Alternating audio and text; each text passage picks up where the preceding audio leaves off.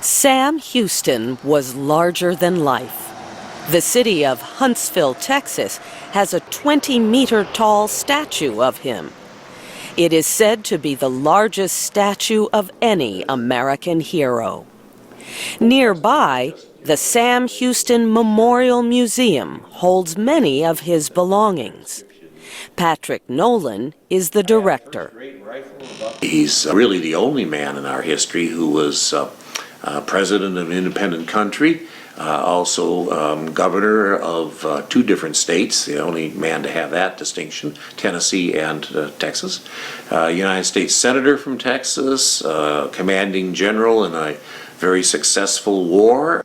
Sam Houston suffered personal and political defeats early in life.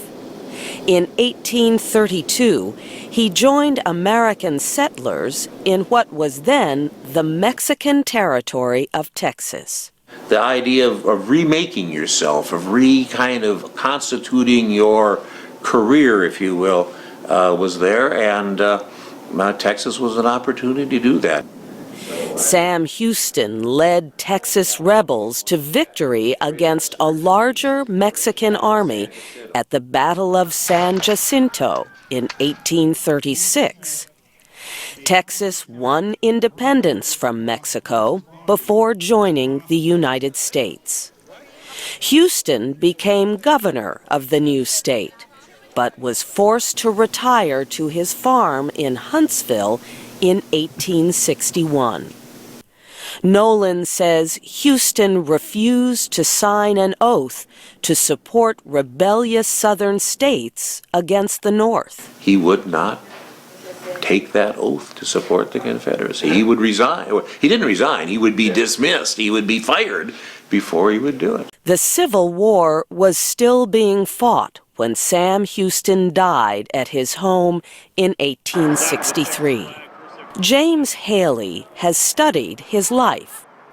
He says Sam Houston and his wife owned slaves but paid them for extra work. He says Houston angered many Southerners because he opposed efforts to expand slavery to other states. Every year he had a speaking tour up the Ohio Valley, through Pennsylvania, New York, and into New England. That was really the center of his political strength because he was unpopular in the South because of his stance against slavery. Sam Houston predicted the Civil War years before the fighting started. The South will go down, I think he said, in a sea of smoke and ruin, and that'll be the end of the South as we know it. And the North will think they've won this big victory. He said the North will have its own price to pay. They will reap a harvest of assassination. 1 week after the main Confederate Army surrendered, President Abraham Lincoln was murdered. Haley says Sam Houston freed all his slaves before he died.